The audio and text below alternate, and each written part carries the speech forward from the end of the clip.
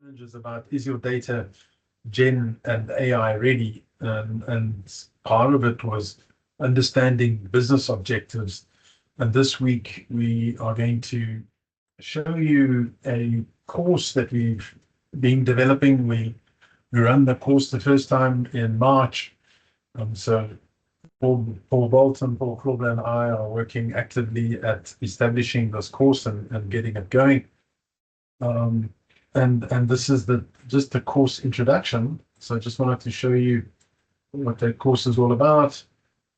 It's basically from strategy to execution. We're trying to reduce the gap between when we go into implementation and we don't deliver on the AI requirements. So it's trying to address the statistics like the PMI said that 70% of them fail, and that other study, the Harvard research that said that 95% of GenAI projects are not showing the ROI. So what we wanted to do is start in the beginning where we should all start, and that's at the business level. And what we're also wanting to do is, in a way, as we go through, teach you some of the frameworks, like the BizBox, the TOGAF, the DCAM, the DMBOK, the ISO 42001, NIST, and ISO 30401. And if anyone gets that right in terms of what that is, I think I should give away a book. I'm not sure which one, but who knows what ISO 30401 means, and you can't look it up. Okay, that's on knowledge management. So we do believe that knowledge management is critical to getting this right, and especially in the Gen AI area. What knowledge do we have access to, and how can we get a lot of the knowledge sitting within our experts' minds, and that tacit knowledge, how do we start the process of converting it to explicit and areas like that? Okay, so that's what it is. These are the training outcomes. First and most important is business alignment. And secondly, as we spoke about last week, was making sure that our architectures can scale and deal with the requirements that we need to do. We need to have the governance by design, so we can't talk about this architecture without talking about governance. The knowledge as a product, understanding the frameworks, and the practical application. Now, what's important about today is we're going to talk about business architecture, and this is something that Paul Grobler does a lot. He does a lot of engagements in this area.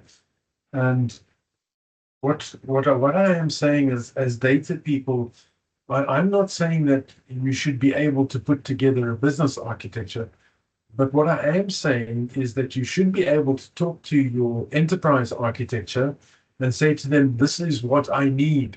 If you want me to align my data strategy, my data AI models, or whatever it is, well, please give me a business architecture that I can align to. Because if I don't have that business architecture, what am I going to be delivering? What am I going to be building a data strategy on?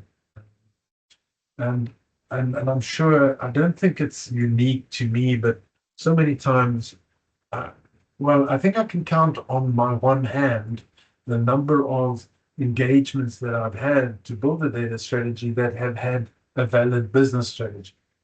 And that's been a great pleasure. And then I've also sometimes when I go in there to build a data strategy and I don't have a business strategy, then I feel like saying, maybe we should just pause the data strategy and get the business strategy sorted out. Love to hear any feedback from those people that have suffered similar things, or those that are data governance, data architects. What's your situation feel like? Any comments from anybody? Love to hear how are you finding the relationship with business architecture.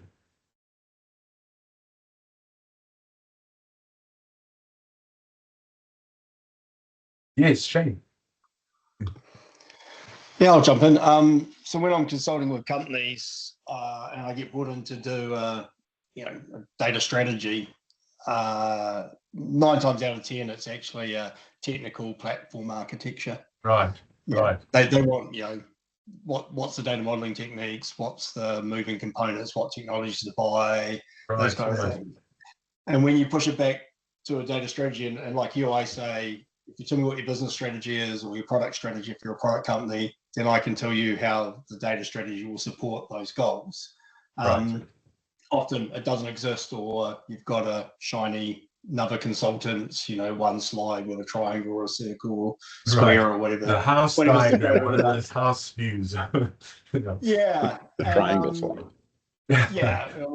I haven't actually checked what flavor it is in the AI world. And so I struggle with that, because for me, a data strategy is just a way of supporting the business strategy. And if I don't understand what that looks like and how the business makes money and what they're going to do over the next couple of years, really, it's not a strategy I'm creating. It's just a guess, or like I said, an architecture, technical architecture for a platform.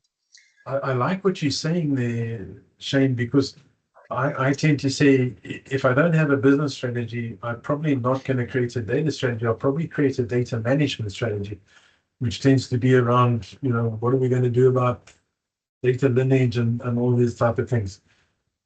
So yeah, very, very good response. Yeah, although again, for data governance, I look at principles, policies, and patterns. And so if I don't understand the business strategy, I can't really help define the principles.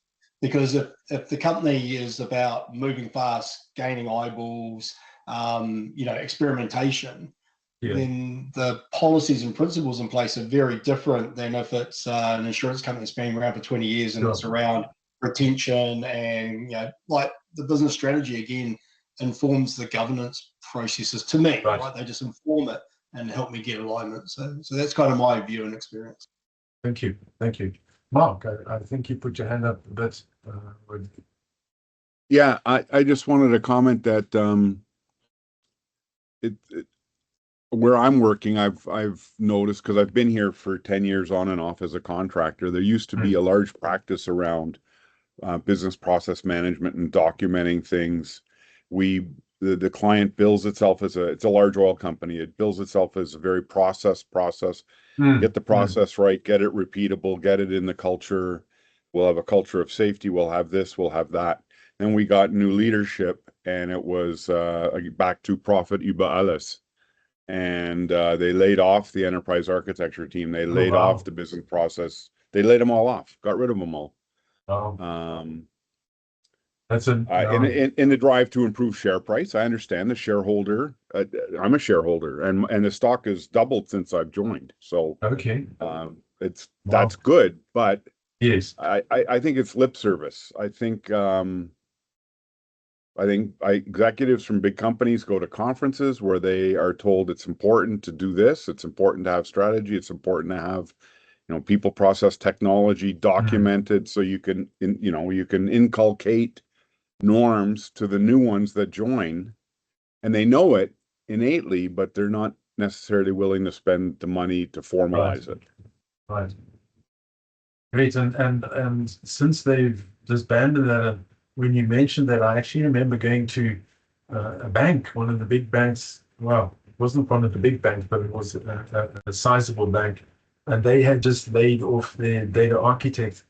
And I think 2 months later, they announced the Data Privacy Act, which required all the processes to be mapped and the flows and the data flows. And I said, who's going to do this? And I said, well, it's that data architect that you let go. I've seen that as well at a couple of client sites where the data architect was telling leadership that, he was telling them this isn't going to work, or that we need to integrate these systems, but there was other priorities and whatever, and I've seen data architects get let go and then new ones brought in a year later. Right. And I've benefited personally from that. So my sign's up, data architect for hire, and I get in because they let the last guy go. And nice. Oh well, there's always an upside for somebody. Fantastic. So this is what we're trying to achieve. This is what the agenda is to focus on business architecture and start from the top and then thread it through. So we will only be doing like a morning of business architecture. Then we speak about the information architecture or the semantics and the glossary and the taxonomy. And then we go into data architecture and technical architecture. And then on the third day is governance and knowledge and AI. So those are the 3 training days. And the 4th day is a capstone project, which we deal with from an insurance point of view. And we take them through everything from the business architecture using the BizBot all the way through to the technology and the AI, and we'll take them through. And then the last day is for them to build it according to their industry. So we're working with a government organization, and then we'll be working with a bank, and so they'll take it through. So that's the agenda. That's what we're trying to tackle. And today we'll be focusing on the business architecture and strategy alignment to be able to say, how do we get that? Once again, I'm not saying that as data people, you have to know how to build a value stream, a business capability, a process model, a capability map. But I think you do need to be able to say, this is what I need, and this is what can help me to understand where is it that what you're trying to achieve. Give me all the directions so I can connect the dots. So the key outputs that I'm looking for are stakeholder maps, value propositions, business objectives, value streams, capability, and it's sometimes important to note that the business process is not part of the BizBot, but it's actually part of the BA bot. So that goes into business analysis. So we will not be dealing directly with business processes at this point in time. Okay.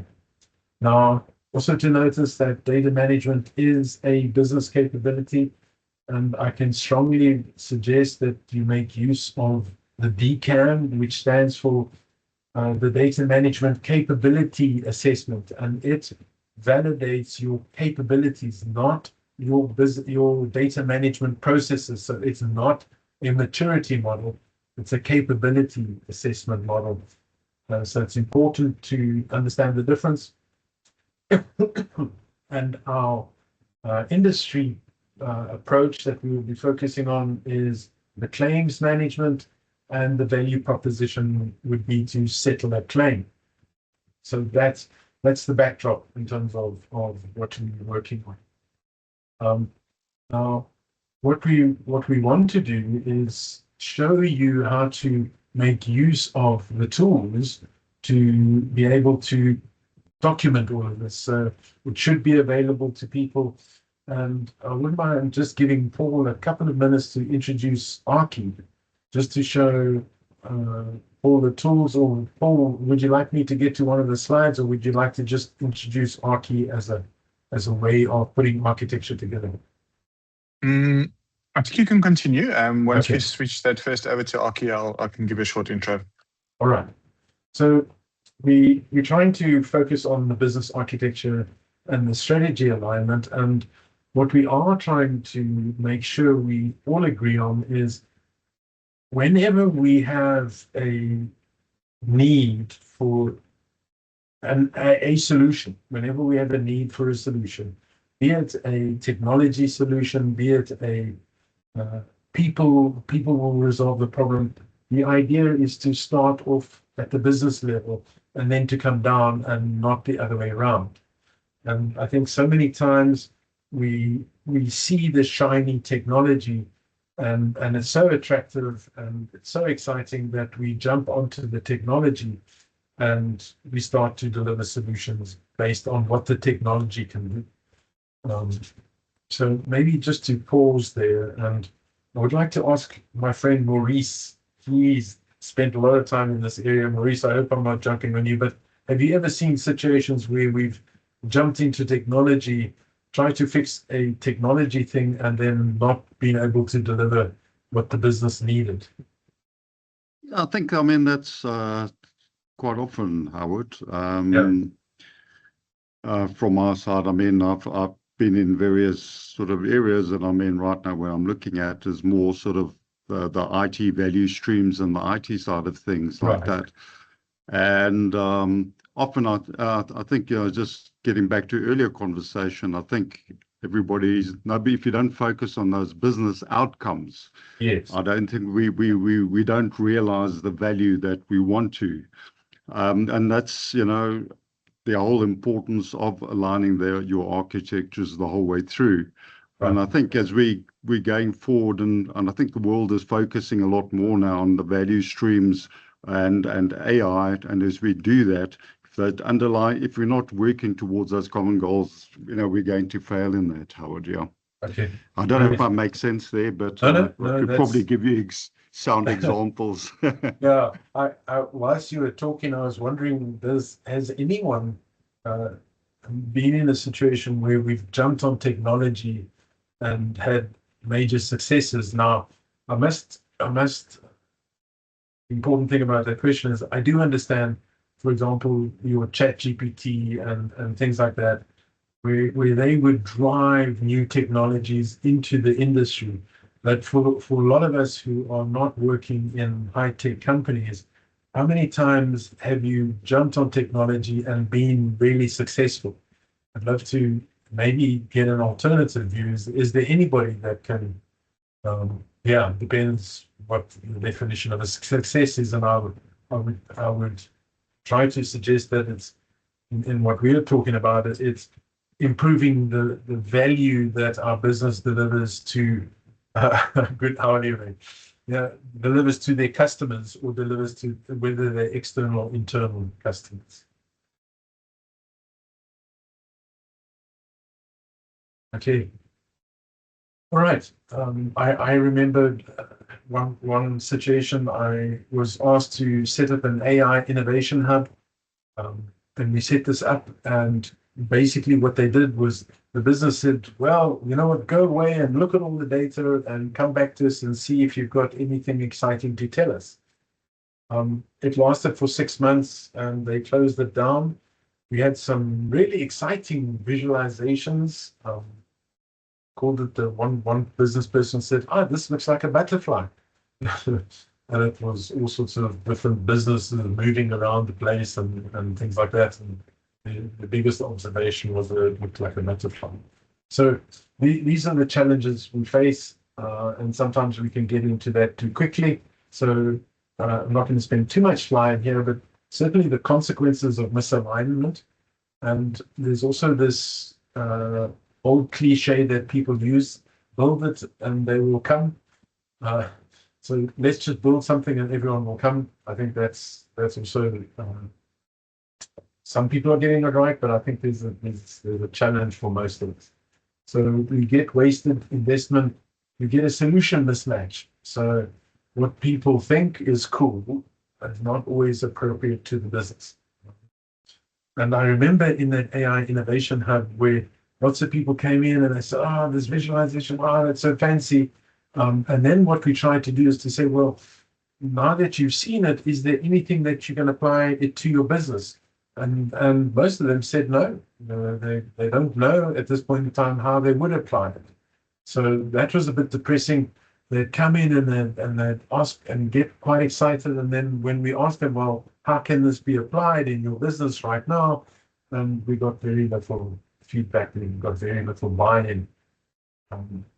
So that was all driven by tech. We had Python, we had virtual reality, we had all the stuff, and we were trying to get people to think about it. And 6 months later, the innovation hub closed. And just check for a question. Okay, business schools have been teaching students for years that labor is the highest expense. When you cut labor, you easily cut the cost in short term, and you are right. We're seeing a lot of that in terms of people, big organizations cutting people. And I suppose we have to see how long that's going to take, but I've seen some dramatic cuts with Microsoft and lots of the high-tech companies. They've been doing it. it would be interesting to see a little bit later on how those things pan out. Okay, so let's talk about the basics of business architecture. And I think the key thing is most of the people, Mark Norton actually spoke a lot about the processes, but not many people know about the capabilities. So I wonder if there's anyone who can, in one or two sentences, explain a capability to the people. Can anyone explain what a capability is? And I think you can see it on the slide, but what is a capability and why do we need it? I'll pipe up again. Again, this is for my last client, not where I am now, but that was the first thing we did was we made a business capability matrix. Right. Produce oil, transport oil, trade oil. And then that was the high level. So we had one slide with 27 boxes on it, all the capabilities the company needed, and you would click on the box and be able to drill down to the processes and drill down. The idea was to get right to the data element and then be able to go drill up, if you will, to figure out where that data element was touched by what applications, which supported what it was a lofty goal that got a bullet in its head a year later. Okay. But it was fun project. Fun. Yeah. So it talks about the what, and the core idea is what do we need to be capable of doing to deliver value to our business. So that's the main definition. If you keep that in mind, if I have a value proposition that I am selling customers, I'm hoping that customers buy our product because of the value we deliver. So if we deliver value to a customer, for example, we provide them insurance for insuring against theft or accident. And when they have a theft or an accident, then they want to be paid out. So that's the value. That's the value that we deliver. And if we pay them out well and appropriately, then they consider that to be value. So the question is going to be, what do we need to be capable of delivering that value? So if we take the insurance company, well, we need to be able to settle claims. We need to be able to establish policies, establish a policy, set them up for a specific event, and then hopefully we can deliver that. And then would be things like payment. We should be able to pay them and reassess the value. So that's what those capabilities are. It's that step that if we have a value proposition, this is the value we need to deliver to our customers, then what do we need to be capable of doing to deliver that value? That's what it's all about. And what we do find is that those capabilities are a lot more stable than the business process. So business processes can come and go. Business processes can be delivered by people. They can be delivered by applications. They can be done by AI and things like that. So our process models can change dramatically, whereas we still need to be capable of doing claims. We need to be able to settle the claim. It doesn't matter what technology we're using, we still need to be able to settle it. But I'm sure you can see that, let's say we push a button and one thing, we settle the claim with AI, that process almost disappears. And we have to change our way of thinking. So the idea is to focus on the what, and the how comes later. And it will be dependent on things that we have on technology and what can we do, what the roles are, what the systems are. So there's so many dependencies there, but the capability is never dependent on the technology. And that's where we want to anchor ourselves into that capability. Okay. All right. So then when we go to the different frameworks, we have two frameworks that are applicable here. One is the BizBox and the other one is TOGAF. Now, the BizBox has these techniques, capability mapping, value stream mapping, the strategy mapping, and they talk about the what, the value, and the why. Whereas the TOGAF is more about the development of an architecture. than it is about these different areas over here. So what I'm saying is you probably want to use both. Okay, it's not about is BizBot better than TOGAF or is TOGAF better than BizBot. It's a combination that we use it. So we'd like to combine these frameworks using BizBot techniques within a structured TOGAF cadence where we do the actual delivery and the processes of doing business architecture. Okay, so that's where we're focusing on today. And what I'd like to share with you is just how does this link to DCAM? And DCAM has the data strategy, and we've spoken about that a lot. And basically saying the data strategy / the data management strategy must be aligned to the business goals. Okay, so it's core that we get this alignment. And so it's this order of operations. First of all, get the business architecture ready, then get the data and AI strategy. So data and AI strategy gives you the enabler, and the business architecture gives you the foundation. So our idea is to get to this foundation and get this thing as solid as possible so that we can connect everything to it.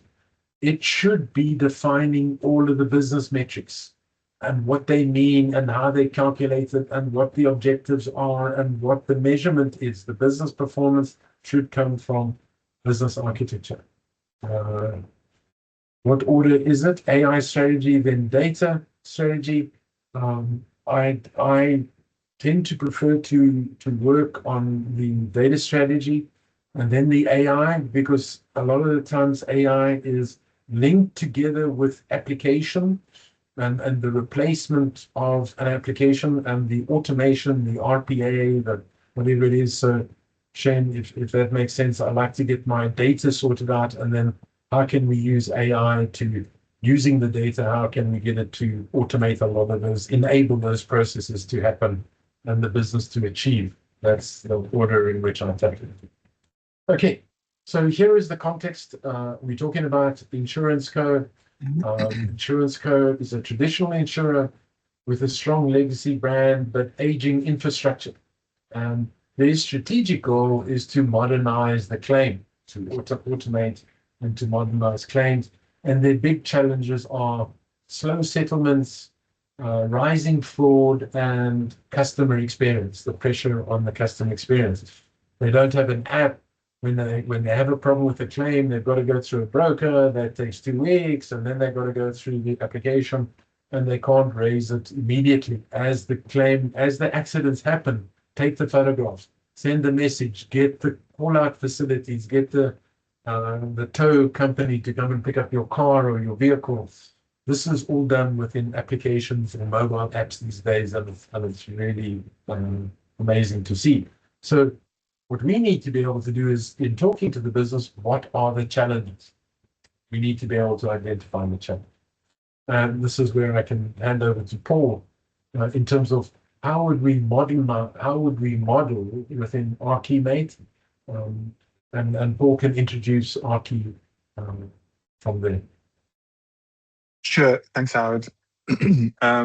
Yeah, so maybe some of you have worked with ArchiMate before or Archi, and actually it would be good to just, even if you just have a show of hands, 2 different questions. First question is, who have used ArchiMate, the language, regardless of the tool in which it's implemented? Who have used that before? Yeah, Mark, I know about you. We've had a few chats about that. Anybody else who've used ArchiMate in any of their work? Is it just Mark? It's just Mark, eh? That's the only hand that I saw. No. Oh, wow, okay. And Balti, of course, yes. And then I'm not going to ask. Jump in? Paul, can I just jump in? Yeah, in fact, sure. Having my own copy of ArchiMate on my Mac saved me from furlough in 2023. Oh wow! We were using a tool, an enterprise modeling tool called Abacus. Oh yes, running on a VM, like really cool tool. Like if I put in a data, if I created a data entity called customer, it said, wait a second, I already got a thing called customer, or is it the same one? How is it? So it using a database underneath it forced it, but the front end used the Archi. It used Archi as for all the symbology, for all the notation, for all the annotation, and because I happened to install it on my Mac. We had a cyber incident and all the contractors were sent home because they weren't allowed to access the network to get to Abacus. But I went back to my boss and showed him that I could continue working on my Mac standalone. And so I got to continue billing. It saved me having the tool and being able to use it got me 2 months of income. Yeah. Nice. So there's some work to learn it. Any notation, there's work to learn it, right? Yeah. You're right. You're right. So just to express your ideas, I think, and get an understanding of what it should be, I think it's important. Yeah. So enough. That's great. That's really insightful. So maybe just for those who don't know, I differentiate between ArchiMate, the language. It's an open group notation. Howard, I will update the slides maybe to make that clear as well. So that's an open group developed language notation. And it's a language, it's an enterprise architecture language in the same way that UML is a language for system design or ERD is a language for data modeling. So Archi is an open source tool that you can download, and the source code is also available. And Archi you can use that for free to do ArchiMate modeling. However, as Marcus mentioned, and as you might know, things like Sparks, Enterprise Architect, I'm actually not sure about Sparks, but Visual Paradigm has support for the ArchiMate language, for example, and other tools as well, I believe, Irwin and things like that. There's other tools that have support for the notation, but that's usually in the top tier license because it's an enterprise architecture. So I've been using Archi for probably 10 years now, and I've sort of used it along the way to help me along, and I'm not formally trained in it, but it's just been such a big help in clarifying these things like the business architecture. When I started out using it, I didn't think of it as business architecture. I just wanted to get a language that helped me model things out and understand things better. So Howard, I'm just going to ask you to flip back and forth. So if you just go one back to your original slide. Okay. If you look at this one, this is a nice slide, right? You can read it. It's the current challenges, slow settlements, rising fraud, CS pressure. Now you can just go back. If you apply these same things in Archi, this is how it would look like. You would create a goal, and you'll see on the right-hand side, I explain what concepts I used within Archi. There's a typed object or a concept called a goal, and that's modernized claim, and that that links back to the previous slide. And then slow settlements, rising fraud, and CX pressure. Those are assignments that has been done. We know this because of in whatever way we found that out. Might have been interviews, might have been a survey or something like that. And the relationships between these things, for example, between assessment and goal, is typed. So that line there is a specific type of line called influence, and you can either negatively influence or positively influence something. So these three things, slow settlements, rising fraud, and CX pressure, those assessments negatively influence our goal to modernize claims. And then you can see that there's some descriptions in the notes under each assignment assessment. And that's not good practice to actually do it like this. The idea is that you have, for example, in slow settlements, you have the description, you have it inside of the documentation of slow settlements. I'll show you in a bit.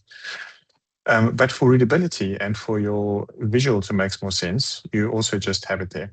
Obviously, the risk there is that it becomes out of sync.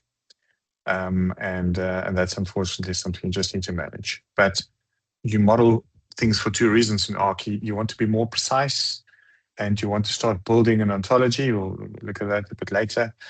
but you also want to use these visuals in presentations like this so that it makes more sense. And the last thing I'll say about this slide is we've often found that, like on the previous slide, that's a much better C-level visual slide to go in with. Something like this looks a bit, looks a bit awkward, looks a bit technical. And so we usually have a bit of a mix in, and we found it's always helpful, even for people in senior positions, to have a glimpse of these things, because firstly, it does show that you've put in some effort to understand and model things out. And I think it helps credibility. And secondly, it provides a bit of comfort that it's not just slideware that you copied from somewhere else and just slapped together. You're displaying some confidence in what you are saying in the context of the business. Just the next slide, Howard. So this is the ArchiMate framework. There are layers from strategy down to implementation.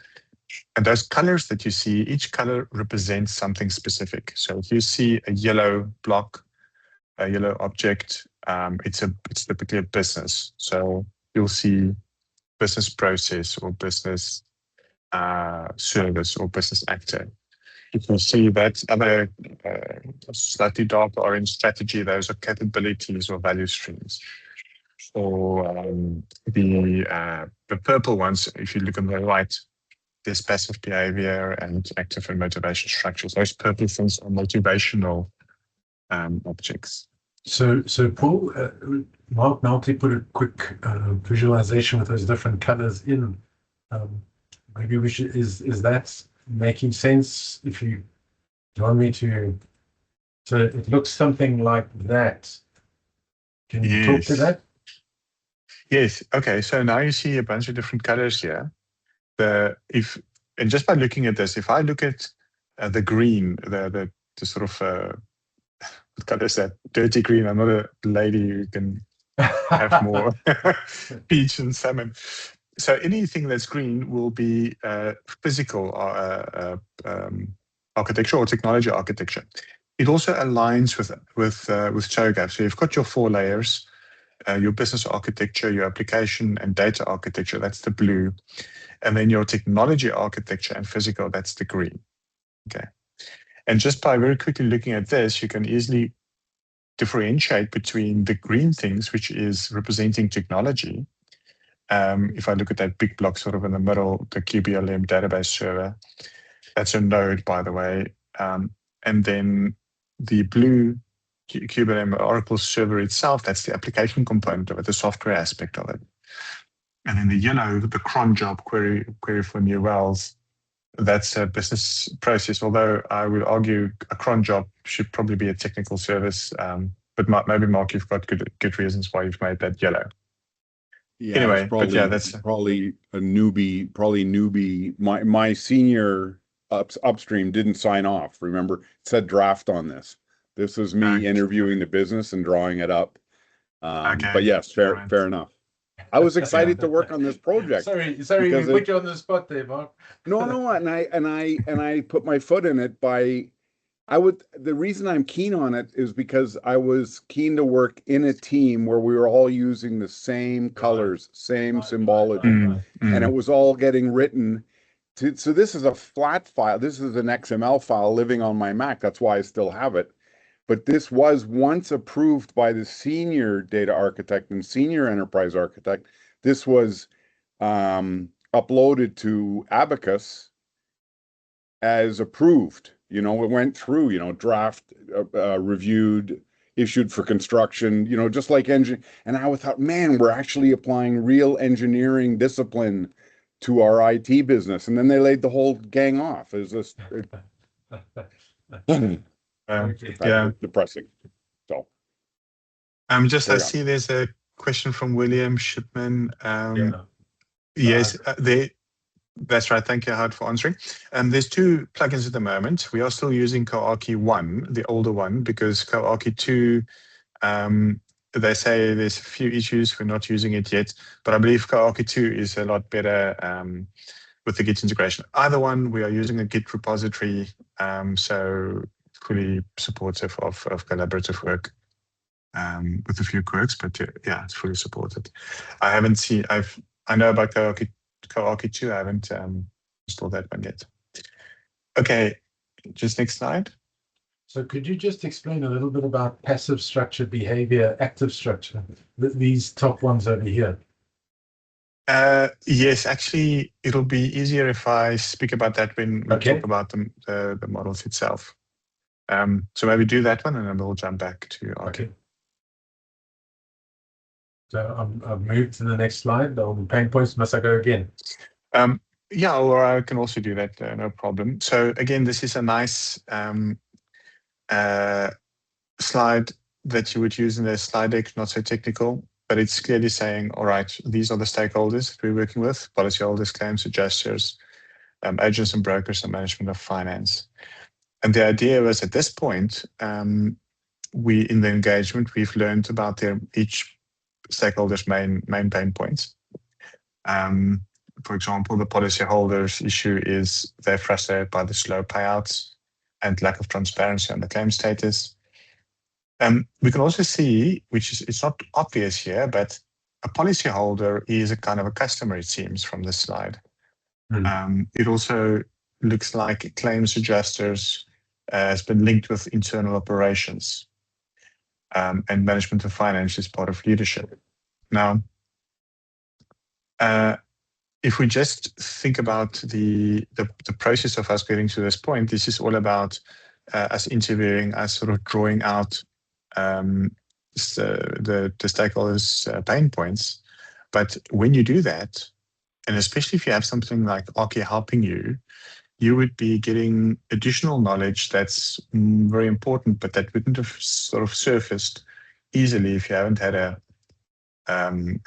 type modeling tool.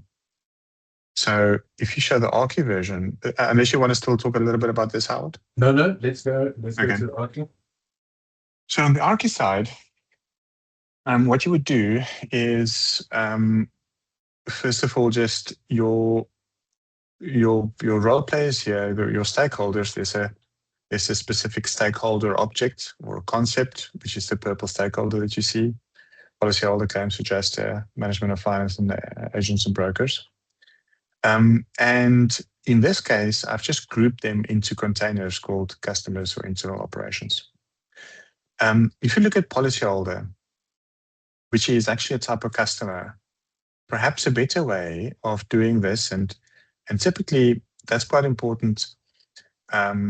You'll start to model something and you gain more knowledge, and you sort of go down in the project, and you might continually want to refine your Archi model as you go along.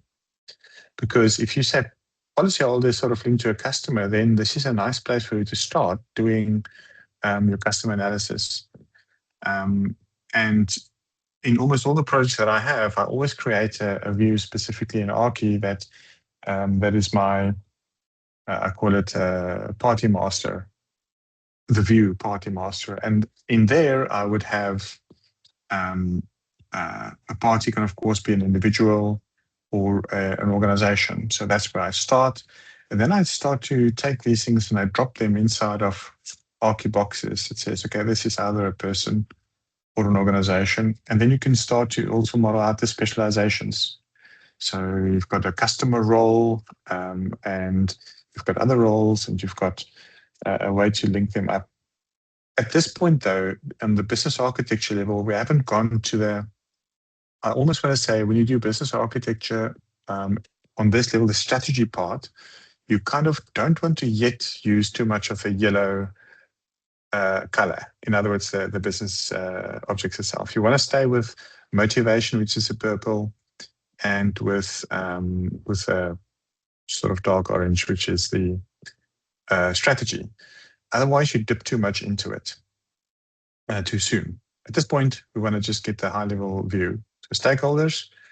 Also, I used assessment typed objects to show to link those specific assessments to the stakeholders, and that's what this one is doing. And slowly but surely, we are developing relationships between our concepts. And each view that you have, as soon as you draw a line, it's between two concepts, it's creating basically a graph database, and really you're building an ontology. Maybe just jump to the next slide, Howard. Should we go to that one? Yeah, maybe just this one. This is an example of the ontology that you're building. And maybe at this point in time, I can show a little bit of the live tool. Is that all right? Sure. Okay, so let me just...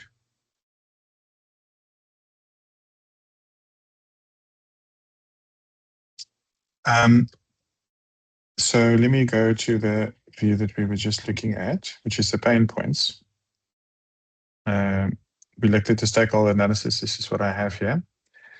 And if I click on any of these objects, there's this thing called the visualizer, which is going to make it a bit bigger.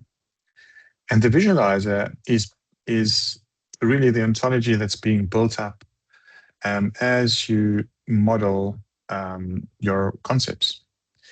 And you can traverse this like a graph. So for example, I'm going to click on policyholder. At this point in time, it's not linked to much yet. It is linked to my my assessment here, frustrated by slow payouts. This is what you see here. You can also see it's part of the customers container. And I can, if I now, for example, click on the customers container, I can also see, all right, what other things are being linked to this. Now, at this point in time, we've only linked two things, not too excited yet. But if I go to the next one, which was going to be pain points, here is where we start to link the specific issues that's been picked up, the pain points. We know that there's burden by manual processes to duplicate data and so on. But if I want to see more about what's going on in pain points, for example, I can have a view like this. These are all specializations of these pain points. Okay, I can also change the depth. So if I want to have a little bit more complex view and get two levels worth of traversing on a single page, I can do that. Although I quite like just sort of a single view, otherwise you get quite confused. Now, where would you practically use this? Numerous times we would be developing models like I've shown you here, and then a month later you're in a meeting and somebody's name is mentioned. I forget names easily, and I always have Archi open, and I go and do a search, find that person's name, and see what he or she's been linked to, what roles, what processes. And of course, you have different roles. You can have a title for somebody, but in a particular context, that person is maybe also an SME on, a particular data pipeline or something like that. So you do this sort of for interactive analysis, not so much, including this. This is not a view; it's a generated view. You're building these sort of views more specifically for your presentations or your customer views or something like that. All right, so maybe at this point, maybe we should just jump back to the presentation before we look at the objectives.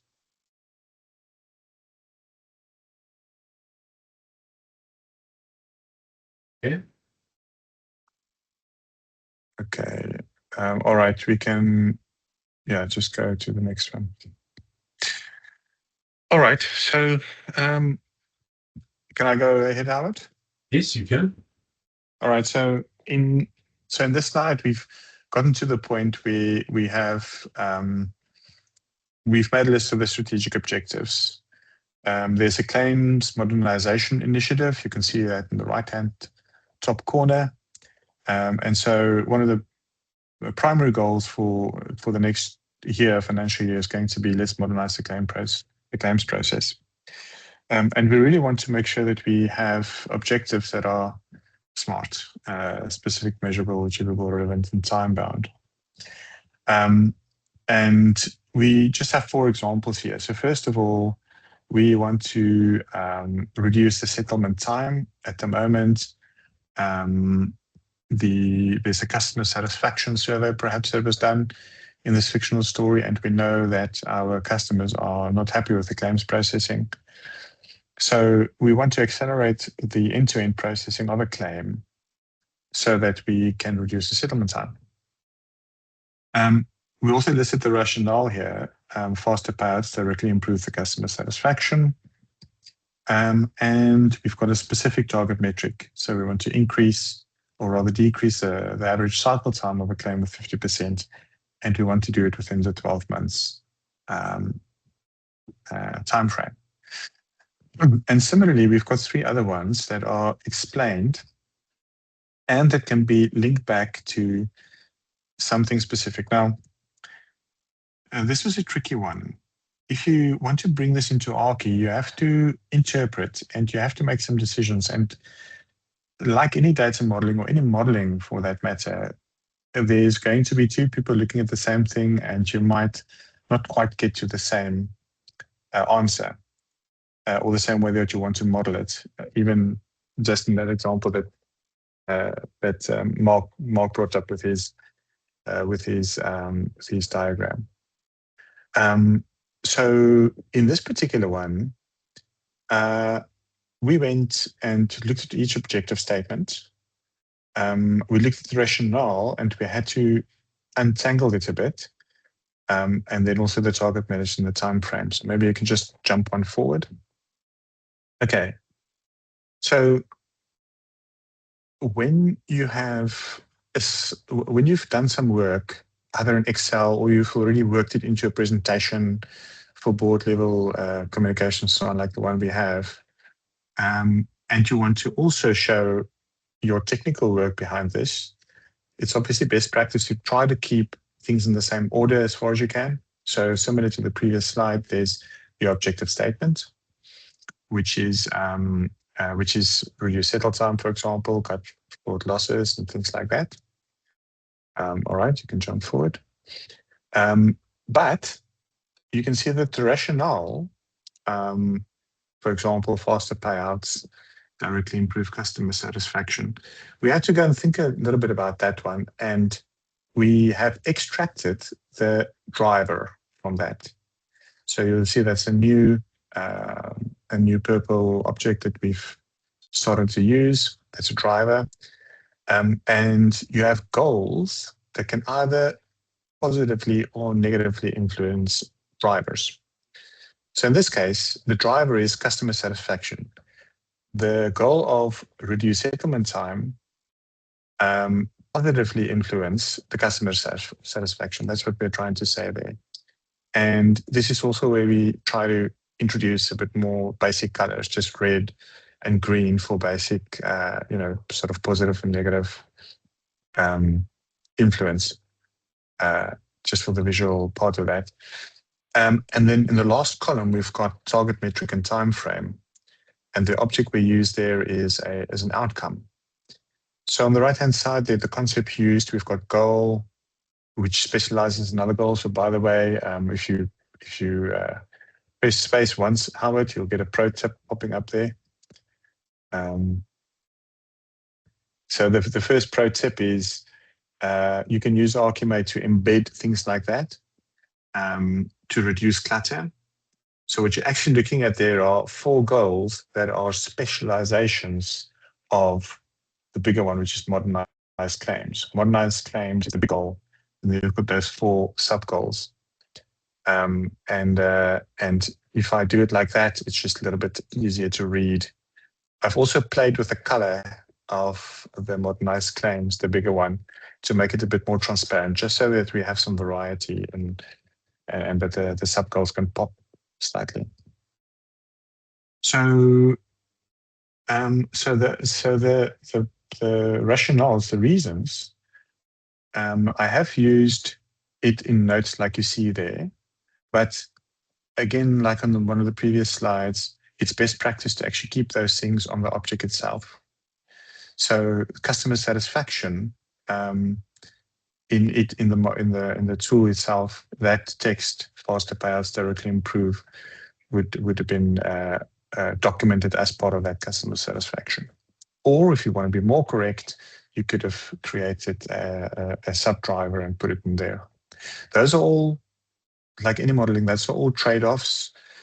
What do you keep simple? How deep do you actually go? Is it really worth having the different subdrivers? And the answer to that is it might change over time as well. If you need to track a subdriver, you want to link that specifically to a work package or something like that, then obviously you're going to have to change the grain. But I can frustrate myself quite a lot here because I sometimes feel I need to go deeper, and then I come back again. And I think what is interesting, and even today, I saw someone publishing a paper about the challenges with KPIs, and we spoke about that last week with getting misunderstandings on the KPI. So dashboards are terrible in terms of that. And I can really see the effort that we put in at this point in time to clearly define what those metrics are and how they relate to each other should reduce that confusion. I don't know if you've seen, there were quite a few LinkedIn comments about always the metrics are misinterpreted, or who owns the metric, or these type of challenges that the organization faces when they talk about revenue as an example, or customer lifetime value, who owns it, what does it mean, and where does it get defined? Most of the times we can see they haven't done this work. Is that a correct observation? Yeah, in terms of actually thinking through the grain, or in what way should be maybe abstracted, or how can we just be clear on what we mean? I think modeling it out like this is really one way to clearly separate things out, clearly decide where to take one of those things like customer satisfaction and breaking it into two. In fact, if you just press once more for the next pro tip, sorry, just one more time. So we want to take rationales and so on. We want to abstract it into customer satisfaction. But here you can see I've used customer satisfaction twice because in the original slide it was sort of hidden away. We had two different things. It wasn't really clear what we're talking about. Yeah, but it was as you see, it's up here and it's also down there. Yes, that's right. And in fact, that bottom one, raise NPS score, wasn't initially customer satisfaction. That word didn't come up there in our initial discussions. When I started to model this out and I realized, oh, this is actually the same, I updated this slide again. Right. So it definitely feed into each other like this. Yeah. All right, so that's the strategic objectives one. I think we've sort of run out of time. Yes. One of the last questions that I wanted to talk about was prioritization. So we see that we've got all of these objectives that we've got listed, and we've got some nice metrics and stuff like that. And now we're getting to the temptation of, well, which one is the highest priority? Now, how does that work out? Does it work out at the architecture level, or does it work out at the data strategy or the AI? How do we now choose? Because we actually had this question here: is which stakeholders' pain point do you think should be prioritized first, and why? And maybe if we ask a few people in terms of their view. Mark, I don't know if you've done some of that within the Archi modeling.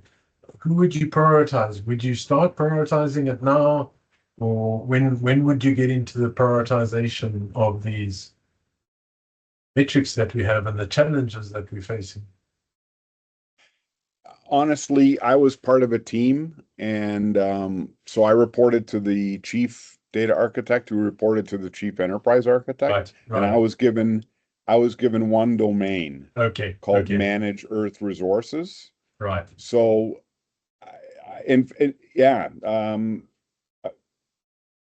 I was told, here's the 500 applications we have allocated to that portfolio. Figure out how to get it down to 200. Okay. I mean, that, Okay. that was my high level objective. Right. Like, we've got a lot of overlapping capability in all these little tools, and the overarching deliverable was to reduce the application portfolio, to Okay. reduce the IT maintenance spend on Right. applications. So Yeah. And above my pay grade. The short answer is this question was above my pay grade. and what I found when I was doing it on one situation is I was surprised that within 2 weeks we picked up 120 business challenges. So everything just came at us. And now it's a case of, well, how do we prioritize? How do we define these priorities? So maybe coming back to Paul in terms of, does this get done at the archi level, at the business architecture level? Is this where we start defining priorities, or do we go down a little bit further? If I think back how these sort of engagements played out for me was very often because you are kind of forcing the business to think about things a little bit more precisely. And I often do this sort of thing live on a projector or now online. And I think the modeling it out like this, even if it's technical, I've sat with Metzkin with the actual CTO, and even at one point the CEO was involved in the live modeling, and they were really liking it. They were quite engaged, and because they're not really often, I think, used to seeing things explained discussions on in this granular level. So I think certainly modeling things out like this could help the prioritization process. But I guess there's not really a standard answer. Right. You might get to a point where it's already been standardized. By the time you get involved, it's just all right. Help us link these two, as we're going to see, into the capabilities, and then eventually get to the data and the tech. But it certainly did help, and we've got some clarity in terms of how to move forward after modeling sessions like these ones. Now, what I wanted to show is just something that I've done in my data value realization framework is yes, you can for every single use case that we have, for every single challenge. So we had like 4 challenges over there, and you'd create a data initiative canvas. Okay. And you would link to the value proposition that Paul was sharing. And then we would go and start talking about data and the metrics that we got and the risks and things like that. But what is important is trying to get to this type of diagram where we're going to agree what is the prioritization, how do we prioritize this, and what Paul Bolton and I have used is this concept of looking at the maybe just to present quickly. Looking at the commercial feasibility, what's the business value, and that's what Paul was facing. And that's fantastic, but what we are doing is we're missing this technical feasibility in terms of what about our skills? What about the data availability? What about the technology and complexity? So I feel that making that prioritization too early on at the architecture level and not understanding our ability to deliver is a little bit difficult, a little bit dangerous. Paul Bolton, I see your hands up. Is there a comment from your side? Thanks, Howard. Yeah, just off that comment we had exchanged earlier around that, I just realized I would just say from that conversation, it's a balance, because I think you're right, 100% too far up the line, your number's going to be skewed and wrong. Yeah. You don't know what's missing in the business.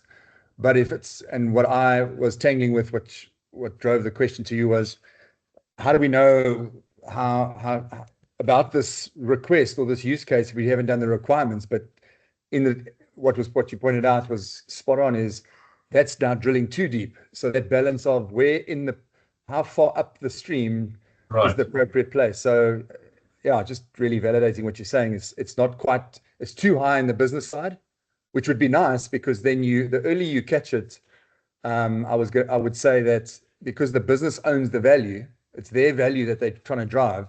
They should be, getting that prioritization out at their level. But like you said, the capability of the data management side is unknown at that point. So let's just lag slightly, but not too far. Otherwise, we build too much constraints again into efficiency and getting things through the pipe. Right, and this also applies to AI, because now if we say, oh well, let's go and put a chatbot in, well, then we've got all sorts of possible questions on how to implement that. Yes. And I think Paul and I were having an interesting discussion now about these different areas.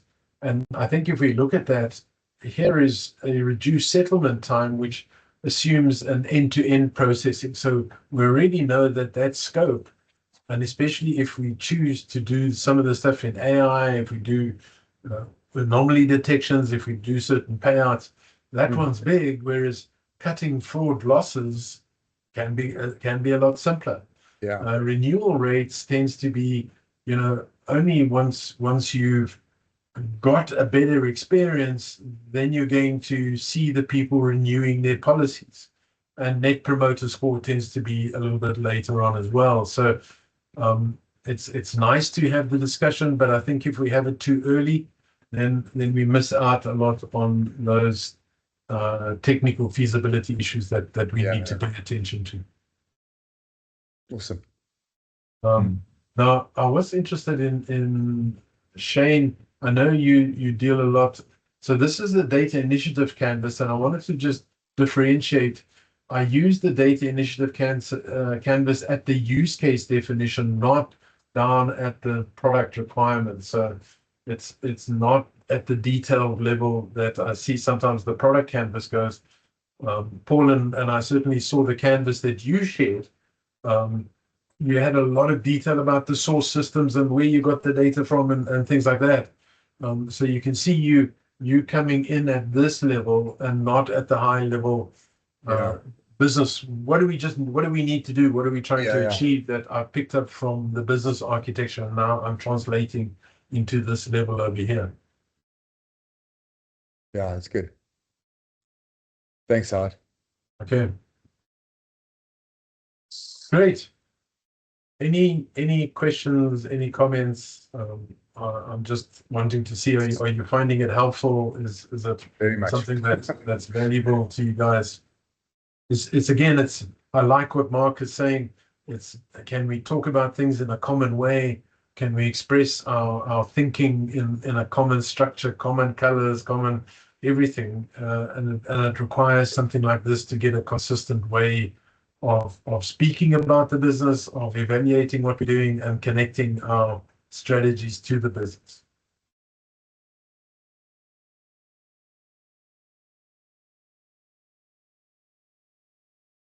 Fantastic.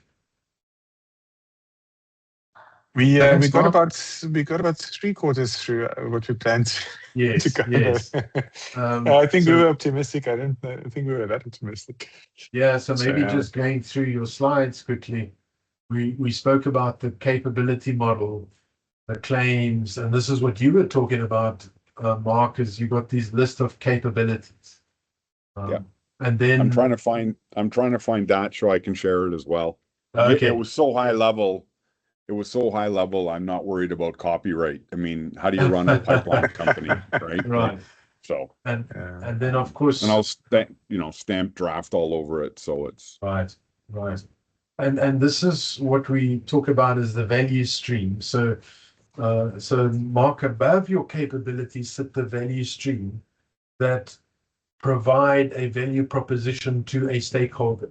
So you're wanting to come up now, and this was also a debate as to where do we start with this thing? Do we start almost at the process level and build up, or do we start at the stakeholder and come down? And I think there are different ways. If you start at the process level, at least you can have some measurements about what's going wrong, what's taking time at the process level, what's the average time of settlement, so you can get some of your metrics, but you've got to be bringing it up into how do we deliver value to our stakeholder, and whether we start internal or external, do we start with the customer, or do we start, I think a lot of it is decided at a technical feasibility level and our level of maturity. So what are we capable of delivering right now? And that should help drive it. And we'll get to the bigger ones later on, but we're probably not capable now. Yes, Shane? I've just got a more wider question. So I remember, so there's a bunch of us working on this kind of stuff, and it closely aligns and sometimes doesn't. Yeah, it's close, but no cigar. So I look at your product life cycle, and then my one goes problem statement, ideation, discovery, prioritization, design, build, right? So very, very, very similar. And then I know there's a bunch of other people in the US working on same data product workflows or whatever. And I remember a couple of decades ago, there was a thing called Mike 2.0, which I think was very quick. Yes. And I went looking for it the other day, and they've taken it offline. Like, it's finally gone, and I never scraped it. And man, am I cursing myself. But this idea of Bearing Point KPMG, I think it was, published this wiki, right? Where there was some really good content, and again, there wasn't a lot of collaboration from memory. It was Bearing Point's view, and you really couldn't edit it. So I come back to we're all working on the same stuff-ish. And groups of us are collaborating, but not a wider group. And I know collaboration as a wider group is hard, but what is the opportunity to Mike 3.0? Oh, yeah, and maybe to give you some background, I'm not sure if you're aware that Dama owns Mike 2. Yeah. Dama International got Mike 2. Yeah. In fact, if you want to cause Dama International heartburn, send them an email and demand that your personal data be removed from the Mike site. Because I did it too. I discovered Mike, I registered, nothing ever came back. Yes. And then because I was hanging around with Dama International, I found out that in fact they had acquired the domain, they had acquired the IP. But it was Creative Commons, wasn't it? Sorry, Shane? It was Creative Commons, wasn't it? It was, but it was sponsored predominantly by, as you say, KPMG, and I think it was Deloitte that were driving it, and then they just found that they wanted to own some of it, and then it started pulling back. So I was just going to say, from a heartburn point of view, it'd be go and do a Creative Commons request to get the repository given to me. But anyway, I'm being naughty now. No, that's more heartburn.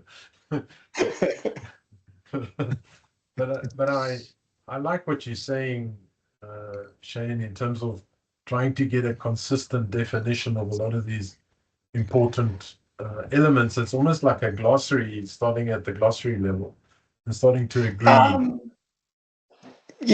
I think we all know that, semantic arguments, pedantic semantic arguments is what data people love to do. So I'm not so worried about agreement as such and standardization, but more about cross-pollination.